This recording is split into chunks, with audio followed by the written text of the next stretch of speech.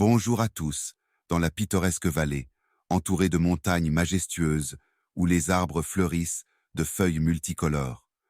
Le village de la vallée enchantée vous invite à une nouvelle aventure de nos courageux héros, Léo et Nathan. Bien sûr, leurs parents ne peuvent pas manquer. Après tout, les garçons ont 8 et 4 ans. Aujourd'hui, nos petits aventuriers intrépides et avides d'aventure ont une surprise préparée par leurs parents qui les attend. Vous voulez savoir quelle surprise? Si oui, alors commençons. Léo et Nathan étaient incroyablement excités lorsque leurs parents leur ont dit qu'ils auraient un invité qui resterait avec eux du samedi au samedi suivant. Cependant, ils n'ont pas révélé qui serait cet invité mystérieux. C'était déjà vendredi, et les garçons étaient de plus en plus curieux. Ils se demandaient qui viendrait leur rendre visite. Qui cela pourrait-il être? Enfin, le samedi est arrivé. Ding dong, ding dong! La sonnette a retenti. Les garçons se sont précipités vers la porte en même temps, mais leur père a été plus rapide. Il a lentement tourné la clé et ouvert la porte. Les garçons ont émergé de derrière la main de leur père et ont vu leur oncle Victor. Les garçons étaient surpris, car ils connaissaient leur oncle et savaient qu'il partait en vacances en famille pour une semaine. Alors pourquoi devait-il rester chez eux pendant une semaine? Salut les gars, ne vous inquiétez pas, ce n'est pas moi qui vais rester chez vous, dit rapidement l'oncle en voyant la confusion sur les visages de Léo et Oli va emménager avec vous. Il s'est avéré que ce n'était pas une personne, mais un chien. L'oncle Victor partait en vacances avec toute sa famille et avait demandé à leurs parents de prendre soin de son fidèle ami à 4 pattes, Oli. Léo et Nathan étaient excités à l'idée de passer du temps avec le chien. À maintes reprises, les garçons avaient demandé un chien à leurs parents. Ils étaient même allés avec leur père plusieurs fois au refuge pour apporter de la nourriture et des jouets aux chiens dans le besoin. Ils suppliaient toujours, persuadaient et simplement ennuyaient leurs parents pour avoir un chien. Mais les parents restaient toujours inflexibles, disant qu'avoir un chien était une très grande responsabilité et qu'ils pensaient que les frères étaient encore un peu trop jeunes pour un tel défi. Et maintenant, ils auraient l'occasion de s'occuper de Oli pendant toute une semaine. Oli est entré dans la maison et a immédiatement commencé à remuer joyeusement de la queue et à approcher Léo et Nathan. L'oncle a laissé une cage, de la nourriture, des bols, une laisse et les friandises préférées de Oli.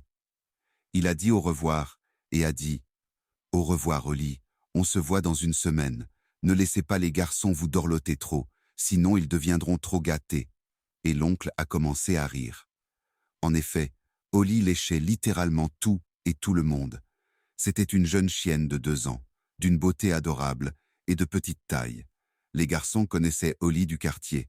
Il arrivait que leur tante ou leur oncle sortent avec Oli en promenade et tous les enfants couraient vers eux pour caresser Oli, qui se sentait comme au paradis, parce qu'elle avait de nouvelles personnes à lécher. Au début, papa et maman ont emmené les garçons au salon et leur ont expliqué à quoi ressemblerait la semaine de garde de Oli.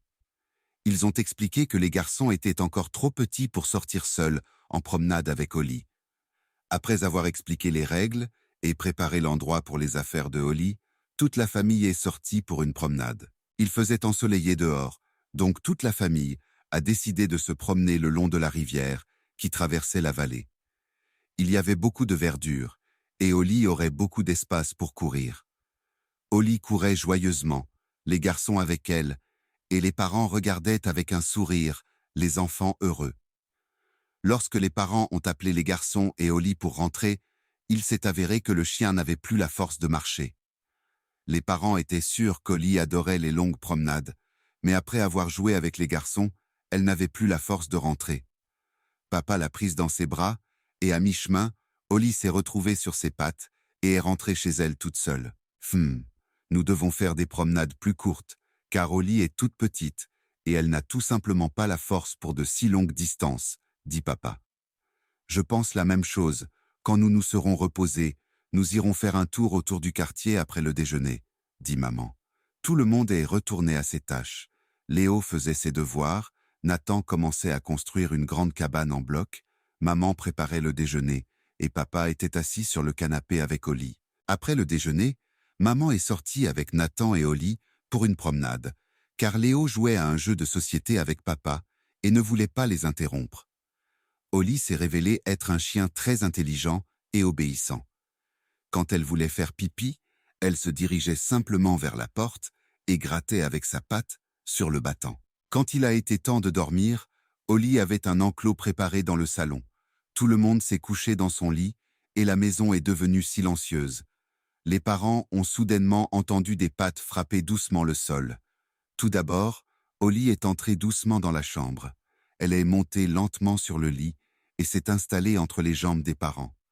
Papa s'était déjà endormi et maman n'avait rien contre le fait qu'Oli réchauffe ses pieds. Les jours passaient, c'était lundi, et toute la famille revenait à ses occupations quotidiennes. Les garçons allaient à l'école et à la maternelle, et les parents travaillaient. Oli passait beaucoup de temps avec papa, qui appréciait chaque moment passé avec elle. Ensemble, ils allaient à l'épicerie le matin et accompagnaient les garçons. L'après-midi, ils allaient ensemble à l'école et à la maternelle. Léo et Nathan étaient très fiers qu'Oli vienne les chercher.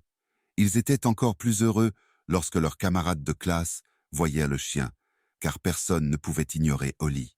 Les promenades du soir étaient sous la responsabilité de maman. Elle sortait au lit seule ou avec Léo, car Nathan était généralement déjà très fatigué. C'était la même chose jeudi après-midi. Maman, Léo et Oli sont sortis devant le quartier. Il faisait déjà assez sombre et nuageux, mais ils ont décidé de marcher un peu plus loin pour que Oli puisse se défouler avant de dormir. En marchant sur le sentier forestier, soudain, Oli a commencé à grogner et à aboyer doucement, ce qui a surpris maman et Léo, car cela ne lui était jamais arrivé. Maman a regardé du côté droit de la forêt, là où Oli regardait. Derrière quelques buissons, elle a vu une harde de jeunes sangliers. Elle s'est arrêtée immédiatement, a dit doucement à Léo de se reculer lentement, et tous les trois se sont éloignés calmement du groupe de sangliers. Ainsi, Oli a sauvé la peau de maman et de Léo. Les sangliers nerveux peuvent être dangereux, surtout s'ils sont avec leurs petits. Sans le flair attentif d'Oli, ils auraient dû grimper aux arbres. Après être rentrés à la maison, maman a raconté son aventure à papa et à Léo. Tout le monde était impressionné par Oli, qui savait discrètement signaler le danger. Les jours passaient, et samedi approchait, ce qui signifiait le retour de l'oncle et de la tante. Toute la famille s'était habituée à la présence d'Oli, mais ils savaient qu'ils devaient la rendre. Cette fois, c'est Antonio, le fils de l'oncle Victor, qui était en réalité le propriétaire d'Oli, qui est venu pour Oli. Le chien était très heureux de voir Antonio et avait du mal à contenir sa joie. Avant de partir, Oli a léché tout le monde pour dire au revoir. La famille s'est assise dans le salon à table et a discuté de la semaine écoulée. Ils ont tous convenu que Oli était adorable et très intelligente. Ils ont réalisé à quel point il était difficile d'avoir un chien, car que ce soit sous la pluie ou par beau temps, il faut sortir avec le chien. Parfois, même partir en vacances peut poser problème, car on ne peut pas toujours emmener le chien avec soi. De plus, Oli était déjà bien éduquée. Elle faisait savoir elle-même quand elle avait besoin de quelque chose, et en décidant d'adopter un chiot, il faut tout lui apprendre. À la surprise des parents, les garçons ont compris qu'ils devaient encore grandir un peu avant d'avoir leur propre chien, et ils ont compris quelles étaient leurs responsabilités. Bien sûr, pour se consoler, ils se sont déjà arrangés avec Antonio pour une promenade avec lui et Oli le lendemain. Au revoir.